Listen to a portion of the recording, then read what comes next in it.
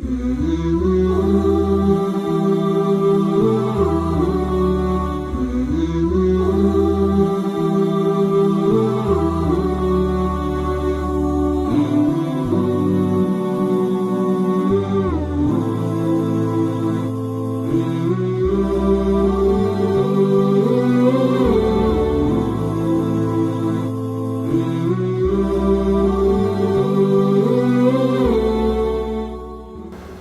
nom d'Allah, le tout miséricordieux, le très miséricordieux.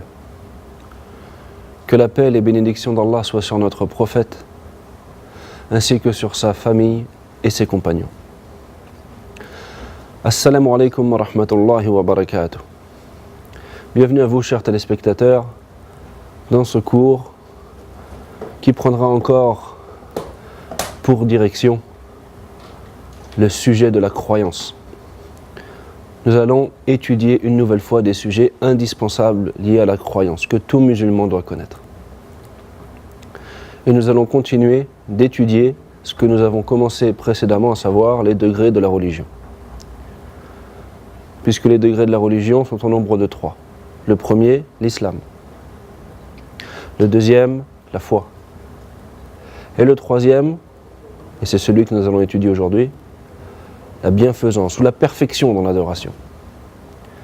Comme on avait déjà cité cette chose-là précédemment, l'islam est une grande sphère qui regroupe les croyants qui adorent Allah à la perfection, les croyants en général et aussi les hypocrites, puisqu'ils montrent en apparence qu'ils sont musulmans.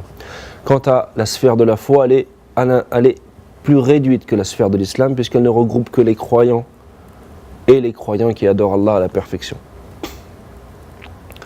Quant à la sphère des croyants qui adorent Allah à la perfection ou avec bienfaisance, eh bien, cette sphère est encore plus réduite. Et c'est cette sphère que nous allons étudier aujourd'hui. C'est le degré le plus haut de la religion. Celui qui adore Allah avec ce que nous allons expliquer, eh bien, il a atteint le degré le plus haut de la religion. Alors la perfection dans l'adoration, qu'est-ce que c'est? La bienfaisance ou la perfection dans l'adoration, qu'est-ce que c'est? Eh bien, il y a 2 degrés. Le premier degré, et c'est le plus haut, c'est le fait d'adorer Allah comme si on le voyait. Une personne, quand elle adore Allah, si elle l'adore comme si elle le voit, elle a une telle sincérité, une telle certitude, qu'au moment où elle adore Allah, c'est comme si elle le voyait. Son cœur voit Allah. C'est comme si elle voyait Allah. Cette personne-là a atteint le plus haut degré de l'adoration. Quant au deuxième degré, qui est un degré moindre, mais qui fait aussi partie de la bienfaisance, c'est le fait d'adorer Allah et qu'au moment de l'adoration, la personne sache qu'elle est observée. Elle ne ressent pas cette sensation que ressent la personne qui adore Allah comme si elle le voyait, mais elle a, au moment d'adorer Allah, ce savoir, cette conscience qu'Allah l'observe. Ça aussi, ça fait partie de la bienfaisance dans l'adoration. Mais c'est un degré qui est moindre. La preuve que la bienfaisance est le plus haut degré de la religion et est un degré de la religion se trouve dans la parole du prophète Mohammed, que la paix et les bénédictions d'Allah soient sur lui, dans le hadith de Jibril, où Jibril lui a demandé, elle lui a posé des questions au sujet de la perfection ou de la bienfaisance dans l'adoration. C'est alors que le prophète Mohammed, que la paix et la bénédiction d'Allah soient sur lui, lui a répondu que la perfection dans l'adoration, c'est le fait d'adorer Allah comme si tu le voyais. Mais si tu ne le vois pas, alors sache que lui te voit. Mais la perfection et la bienfaisance, c'est plus global également que ce qu'on vient de citer. Puisque la bienfaisance, en général, elle rentre ou elle se compose de 3 catégories. La première catégorie, c'est la bienfaisance qu'il y a entre le serviteur et son Seigneur. Et c'est ce qu'on vient d'expliquer actuellement. La deuxième forme de bienfaisance, c'est la bienfaisance qu'il y a entre le serviteur et les autres créatures. Ça aussi, c'est une forme de bienfaisance. Par exemple, une personne qui est bienfaisante envers les créatures, c'est une personne qui sera profitable aux autres. Ce sera une personne dont les créatures seront épargnées de son mal. Il ne fera pas de mal aux créatures et se comportera de la meilleure façon vis-à-vis des créatures. Il sera profitable aux créatures. Le prophète Mohammed sallallahu alayhi wa sallam nous a dit qu'Allah avait décrété la bienfaisance pour toutes les choses. Ainsi, quand nous égorgeons une bête, eh bien, il faut l'égorger avec bienfaisance. Quand nous tuons, quand par exemple nous appliquons la peine de mort sur quelqu'un qui la mérite, eh bien il faut aussi le faire avec bienfaisance. En fait, la bienfaisance rentre dans toutes les formes d'adoration ainsi que dans tous les actes que nous faisons. Par exemple, et même envers les animaux. Ainsi, il y a une femme parmi les juifs, à l'époque où il y avait des croyants parmi les juifs, avant que le prophète Mohammed sallallahu alayhi wa sallam soit envoyé à toute l'humanité. Avant ça, il y a eu une femme qui était une prostituée. C'est donc un péché très grave qu'elle faisait, puisqu'elle se prostituait, elle faisait de l'adultère pour de l'argent. Un jour, quand elle était dans son chemin, elle a eu soif. Alors elle est descendue dans un puits, elle a bu, puis elle est remontée. Quand elle est remontée, qu'est-ce qu'elle a vu? Elle a vu un chien. Un chien qui avait tellement soif qu'il léchait par terre. Il léchait la terre par terre tellement il avait soif. À ce moment-là, la femme, elle a eu de la miséricorde. Elle a vu cet animal et elle est redescendue dans le puits. Elle a rempli sa chaussure avec de l'eau et elle a donné à boire à ce chien. C'est un chien, mais elle lui a donné à boire. Allah lui a pardonné tous ses péchés. Pourtant, elle faisait de la prostitution, l'adultère. C'est un péché très grave. Mais Allah lui a pardonné tous ses péchés pour cette bienfaisance qu'elle a eue envers une créature qui est le chien. Imaginez-vous alors quelle récompense on pourrait avoir si on est bienfaisant envers des créatures telles que les croyants qu'Allah aime. Donc Allah nous a ordonné d'être bienfaisants envers toutes les créatures. La troisième forme de bienfaisance est la bienfaisance en ce qui concerne les choses qu'on entreprend, les choses qu'on fait.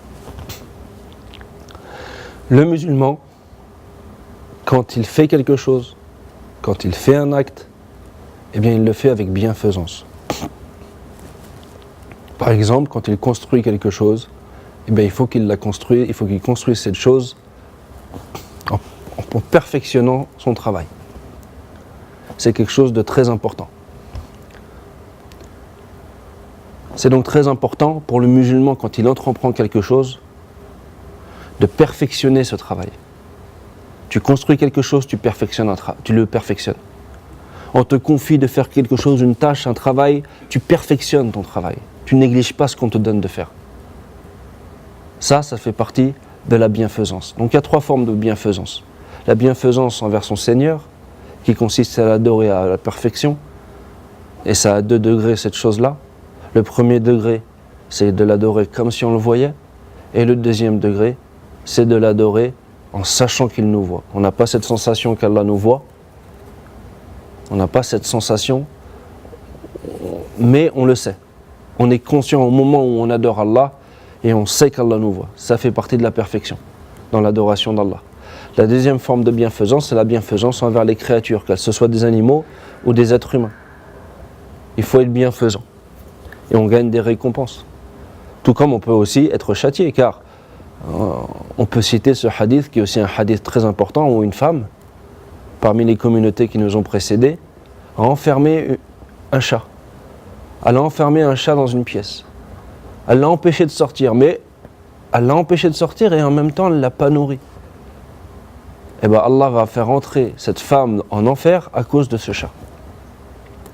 Donc de la même façon, quand on a cité l'histoire au sujet du chien et de la femme prostituée, que faire de la bienfaisance envers les animaux, ça peut mener à de grandes récompenses, puisqu'Allah lui a pardonné ses péchés, et bien la malfaisance envers des créatures, telles que même des animaux, ou un chat, ça peut mener en enfer. La troisième chose, c'est la bienfaisance envers le travail que l'on accomplit et les tâches qu'on nous a confiées. Il faut les faire, les perfectionner, le faire le mieux possible. Donc voilà, nous avons ainsi terminé l'étude des degrés de la religion, que sont l'islam, la foi et la perfection. Et on a cité, au cours de cette étude, que les preuves de ces degrés-là étaient contenues dans un hadith qui s'appelle le hadith Jibril, le hadith de Gabriel, de l'ange Gabriel. Ce hadith, il est donc très très important puisqu'il nous apprend des choses primordiales dans notre religion. Et c'est pour ça que maintenant, dans ce qui reste du cours, nous allons consacrer le reste du cours à étudier ce hadith du début jusqu'à la fin. Alors ce hadith, déjà, il nous est rapporté par Omar, qu'Allah l'agrée, qui est le deuxième meilleur musulman de cette communauté après Abu Bakr et après le prophète Mohammed sallallahu alayhi wa sallam, que la paix et la bénédiction d'Allah soit sur lui, bien sûr. Je parle de ceux qui sont venus après le prophète. Il est le deuxième meilleur compagnon. Qu'est-ce qu'il nous dit, Omar? Il nous dit: un jour, nous étions assis avec le prophète Mohammed, que la paix et la bénédiction d'Allah soit sur lui. Et pendant qu'on était assis là avec le prophète, et là c'est Omar qui raconte cette chose-là, il dit: il y a un homme qui est venu, un homme avec des cheveux très noirs, des vêtements très blancs. Personne d'entre nous le connaissait. Et il n'y avait pas de traces sur lui, il n'y avait rien qui montrait que c'était un voyageur. Donc déjà on voit qu'il y a des choses, il y a un truc qui est bizarre. Lui-même, Omar, c'est ça qu'il essaye de transmettre. Il y a un truc qui est bizarre. Il y a une personne qu'on voit arriver, c'était à l'époque. À l'époque, ils n'avaient pas de voiture, ils n'avaient pas d'avion. Donc quand ils voyageaient, quand ils arrivaient à la fin de leur voyage, ils n'avaient pas la même apparence que quand ils étaient partis. Forcément. Aujourd'hui, on peut partir en avion en étant tout blanc et en arrivant tout blanc. À l'époque, non. Forcément, on voyageait en chameau, en cheval, en âne, à pied. On avait forcément de la poussière. On n'était pas toutes les 2 minutes en face d'un miroir pour se recoiffer et pour voir si on est bien beau. Et si on n'a pas une trace ici. Non, pourtant, la personne allait arriver en étant toute blanche. Avec des cheveux tout noirs. Sans que personne ne la connaisse. Personne des compagnons ne connaissait cette personne. Donc, la logique aurait voulu que c'était un voyageur. Mais le problème, c'est qu'il n'avait aucune trace du voyageur. Donc ça, c'est étrange. Ça les a rendus confus. Comment cette personne que personne ne connaît peut arriver à Médine sans avoir aucune trace de voyage sur elle? C'est bizarre. Ensuite, Omar nous raconte que cette personne est venue s'asseoir auprès du prophète Mohammed, que la paix et la bénédiction d'Allah soit sur lui, et il s'est agenouillé et il a posé ses mains sur les cuisses du prophète Mohammed, que la paix et la bénédiction d'Allah soient sur lui. Il lui a alors dit: ô Mohammed, informe-moi de ce qu'est l'islam. Le prophète Mohammed, que la paix et la bénédiction d'Allah soient sur lui a dit: l'islam, c'est le fait que tu attestes que nul ne mérite d'être adoré en dehors d'Allah, et que Mohammed est le messager d'Allah, que tu accomplisses bien la prière, que tu donnes la zakat, que tu jeûnes le mois de Ramadan et que tu accomplisses le pèlerinage si tu en as la capacité. Ces 5 piliers, ces 5 choses qu'il a citées, cela montre que ce sont les 5 piliers de l'islam. Pourquoi? Parce que la personne, elle lui a demandé: informe-moi de ce qu'est l'islam. Qu'est-ce que c'est que l'islam? Elle lui a répondu par ces 5 choses-là. Autrement dit, l'islam tout entier, il est fondé sur ces choses-là. Parce qu'évidemment, il y a d'autres choses dans l'islam. Il y a beaucoup d'autres choses dans l'islam. Que ce soit des obligations, ou des interdictions, ou des choses qui sont préférables à faire, ou des choses qu'il ne vaut mieux pas faire. Il y en a plein des choses comme ça. Mais pourtant, il a cité que 5 choses. Et il a défini l'islam par ces 5 choses. Ça montre donc que ces 5 choses sont les piliers de l'islam. Qu'est-ce qu'il a dit après cette personne? Il a dit: sadaqt. Il a dit: tu as dit vrai. Alors là, Omar, il dit: alors là, on s'est étonné. On ne comprend pas. La personne, elle lui pose une question et en même temps, elle lui dit: ok, c'est vrai, tu as raison. Ce que tu viens de dire est vrai. Ça veut dire quoi? Parce qu'en général, si tu poses une question, évidemment, c'est parce que tu ne connais pas la réponse. Donc, si tu poses une question et que tu connais la réponse, c'est étrange. C'est ça qui les a étonnés. Ensuite, il a dit, cette personne, au prophète Mohammed, que la paix et la bénédiction d'Allah soit sur lui, lui a dit « Informe-moi de ce qu'est la foi. » La foi, a répondu le prophète, c'est le fait de croire en Allah, à ses anges, aux livres, aux messagers, au jour dernier et au destin. Il lui a encore dit « Tu as raison ». Et il y a une question qui est importante, qui convient de souligner, c'est que quand l'islam et quand la foi est citée dans un même contexte, alors l'islam signifie les actes apparents et la foi signifie les actes intérieurs. Donc mais par contre, quand l'islam est cité séparément et quand la foi est citée séparément, alors l'islam englobe la foi et la foi englobe l'islam. Mais quand les deux sont réunis, alors l'un prend le sens des œuvres apparentes et l'autre prend le sens des œuvres intérieures. La croyance. Et lui a encore dit, tu as dit vrai. Encore une fois, ça les a étonnés. Ensuite, il lui a demandé, informe-moi au sujet de la perfection dans l'adoration. Et il lui a dit, c'est le fait que tu adores Allah comme si tu le voyais. Mais si tu ne le vois pas, sache alors qu'Allah te voit. Il lui a dit, c'est vrai. Ensuite, il lui a demandé, informe-moi et dis-moi quand est-ce qu'aura lieu l'heure du jugement, l'heure de la fin du monde. Quand est-ce que ce sera la fin du monde? Et là, le prophète Mohammed, que la paix et la bénédiction d'Allah soient sur lui, il a dit, celui à qui tu poses la question est ignorant, comme celui qui la pose. Ça veut dire quoi? Ça veut dire, toi et moi, on ne connaît pas la réponse. D'ailleurs, personne ne la connaît, la réponse. Ça fait partie des choses que Allah connaît seul. Il n'y a personne en dehors d'Allah qui sait quand est-ce qu'arrivera le jour du jugement. Donc ceux qui parfois, on entend ça parfois, ils disent l'heure du jugement ou la fin du monde arrivera à tel moment. La fin du monde arrivera à tel moment. Il se passera ça, il y aura une astéroïde. Non, personne ne sait en dehors d'Allah. Ça va arriver. Quand ça? On ne le sait pas. Cette date est su par Allah exclusivement. Et il n'a fait partager cette science à personne. Mais par contre, il a donné des signes. C'est-à-dire qu'il y a des choses qui montrent que cette chose-là se rapproche et va arriver. C'est pour ça que la personne a ensuite demandé au prophète Mohammed sallallahu alayhi wa sallam, informe-moi au sujet des signes qui montrent que l'heure se rapproche. Le prophète Mohammed, que la paix et la bénédiction d'Allah soient sur lui, lui a alors dit, lorsque la mère engendrera son maître. Il lui a dit deux choses. La première chose, c'est lorsque la mère engendrera ton maître. Et la deuxième chose, c'est lorsque tu verras les gens qui habitaient auparavant dans les campagnes et qui étaient des gens pauvres et qui marchaient presque dénudés et qui gardaient des moutons, qui étaient des gardiens de moutons, deviendront des gens, des citadins qui habiteront dans des villes, qui seront riches et qui se concurrenceront dans la hauteur des bâtiments. Ça, il a donc cité deux signes. Le premier, que la mère va engendrer son maître. Donc c'est étrange. Qu'est-ce que ça veut dire? Il y a des savants qui ont dit, le sens de cette parole, c'est qu'à la fin du monde, il y aura beaucoup d'esclavage.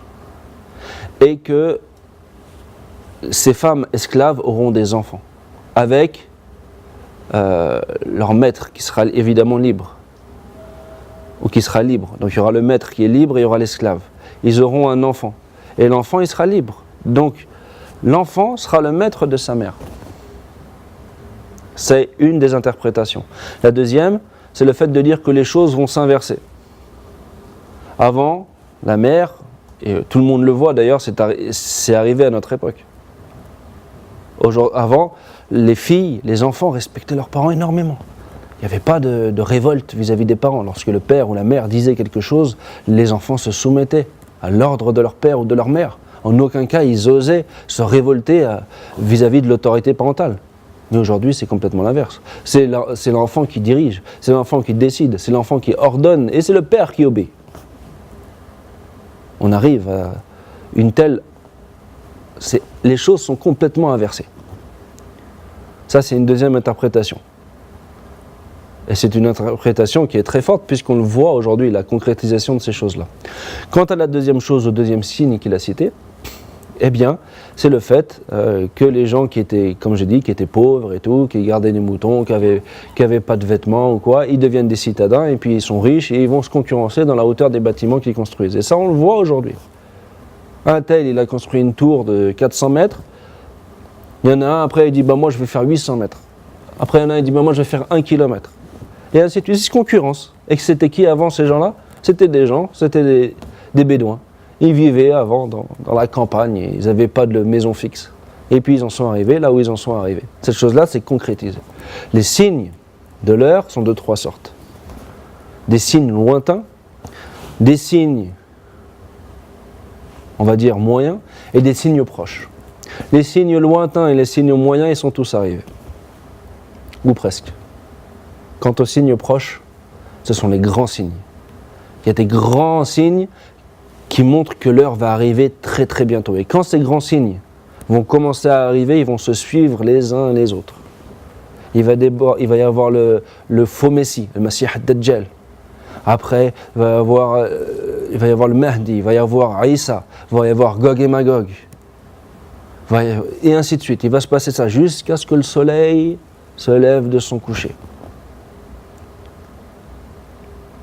Il y aura donc beaucoup de signes, des grands signes qui vont arriver les uns après les autres. Quand l'un arrivera, l'autre et disparaîtra, l'autre arrivera. Donc ces grands signes, c'est très important. Les signes, d'une manière générale, c'est important de les connaître. Déjà parce que les signes de la fin des temps, quand tu vois arriver un signe, ça augmente ta foi, toi, en tant que croyant. Tu dis que, subhanallah, le prophète Mohammed sallallahu alayhi wa sallam nous a informé de cette chose-là il y a 1400 ans. Regardez les 2 signes qu'il a cités. C'est arrivé maintenant. Les signes, ils sont là. L'enfant est le maître de son père ou de sa mère. Et les gens qui étaient avant des bédouins se concurrencent vraiment dans la hauteur des bâtiments qu'ils construisent. Comment il aurait pu sortir ça de sa tête? C'est pas possible. Ça vient forcément donc de la révélation d'Allah qui connaît tout ce qui va se passer, tout ce qui s'est passé et tout ce qui se passe. C'est une preuve indiscutable de la véracité du message de Mohammed, que la paix et la bénédiction d'Allah soient sur lui. Donc celui qui écoute ce message et qui écoute ce que je suis en train de dire maintenant et qui n'est pas musulman, voilà un miracle qui t'est parvenu. Tu ne peux pas le nier. Le prophète ne connaît pas l'avenir et il ne l'a jamais prétendu. Au contraire, tout son message est basé sur la glorification d'Allah et sur le fait que, et parmi la glorification d'Allah, le fait de reconnaître que Allah qui connaît l'avenir. Donc si lui nous informe de ces choses-là qui font partie de l'avenir, c'est parce que Allah l'en a informé. Et donc tu dois croire en Allah. Et tu dois attester qu'il est le messager d'Allah et que Allah est le seul à mériter d'être adoré. Un miracle t'est parvenu. C'est une preuve contre toi. Ensuite, une fois que la personne lui a posé ces questions, la personne est partie. Elle est partie de l'assise. Peu de temps après, le prophète Mohammed, que la paix et la bénédiction d'Allah soient sur lui, a posé une question à Omar. Il lui a dit, Ya Omar, est-ce que tu sais qui est la personne qui est venue me poser des questions? Il lui a dit, Allahu wa rasuluhu a'lam. Il a dit, Allah et son messager sont les plus savants. Je ne sais pas. Et c'est d'ailleurs comme ça qu'on doit répondre quand on ne sait pas. Quand on ne sait pas, on ne répond pas. Contrairement à ce que font la plupart des gens à notre époque. On leur pose des questions sur la religion, ils ne connaissent pas la réponse et ils répondent. Si on leur avait posé une question sur la médecine, sur la mécanique d'une voiture, ou un truc bien plus simple que ça, ils auraient dit je sais pas, ils auraient eu peur. Mais sur la religion, aujourd'hui, plus personne n'a peur. Tout le monde dit halal, haram, c'est permis, c'est pas permis. Tout le monde fait ce qu'il veut, tout le monde dit ce qu'il veut. Or, la religion, c'est la chose la plus importante. Et on ne peut pas se permettre de dire ce qu'on veut sur la religion. Donc quand tu ne sais pas, quand on pose une question sur la religion, tu dis je ne sais pas. Il n'y a aucun problème. L'imam Malik, qui est un des plus grands imams de la communauté musulmane, une personne est venue lui poser 40 questions. Près de 40 questions. Il a répondu à quelques-unes des questions. La personne lui a dit, écoute, je suis venu de je sais pas d'où. Je suis venu de loin pour poser des questions à l'imam Malik, qui est le plus grand savant de la terre, peut-être à l'époque où on est maintenant. Et maintenant, tu me dis, je ne sais pas. Il lui a dit, écoute, va voir les gens, retourne d'où tu viens, et dis aux gens, j'ai posé les questions à l'imam Malik, et l'imam, il a dit, je ne sais pas. Qu'est-ce que tu veux que je te dise? Tu me poses une question, et je ne sais pas. Je ne vais pas te répondre et je ne vais pas te mentir. Et je ne vais surtout pas mentir sur la religion d'Allah. C'est comme ça qu'on doit agir. Et donc, qui est cette personne? Il a dit, je ne sais pas. Il a dit, Allah et son messager sont plus savants. Il lui a dit, c'est Jibril. Celui qui est venu, celui que tu as vu, celui qui était sous la forme d'un être humain, et bien c'était Jibril, qui était venu pour vous apprendre votre religion. Qu'est-ce que ça montre? Qu'est-ce que ça veut dire? Ça veut dire qu'en fait, ce hadith, il est venu, il enseigne les piliers de la religion. Il enseigne les fondements, les bases de la religion. Dans ce hadith, on apprend les piliers de l'islam, les piliers de la foi. On apprend qu'est-ce qu'est la bienfaisance, on apprend donc les degrés de la religion. On apprend qu'il y a des signes de la fin des temps. On apprend à connaître Allah en sachant qu'il n'y a que lui qui sait quand est-ce que sera la fin des temps. On apprend des informations sur les anges, on apprend des informations sur la façon dont doit se comporter l'élève vis-à-vis de lui professeur, avec respect. Il s'est agenouillé, il a posé ses mains comme ça. Il n'est pas venu poser des questions comme ça, non, avec un bon comportement. Ce hadith est donc un hadith très important, dont il faut absolument comprendre et connaître les règles qui ont été expliquées à l'intérieur. C'est pour ça que les gens doivent s'y intéresser et doivent comprendre. Et en plus, il comprend un miracle qui prouve la véracité du message de notre messager Mohammed, que la paix et la bénédiction d'Allah soit sur lui. Je demande à Allah qu'il nous facilite l'apprentissage de sa religion, ainsi que sa mise en pratique, qu'Allah prie sur notre prophète, ainsi que sur sa famille et ses compagnons. Wassalamu alaikum wa rahmatullahi wa barakatuh. Mm-hmm.